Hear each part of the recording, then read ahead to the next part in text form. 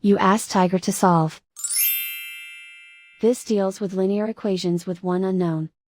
The final result is a equals -12.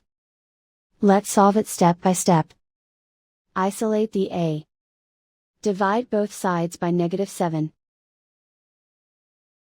Cancel out the negatives. Simplify the fraction. Move the negative sign from the denominator to the numerator.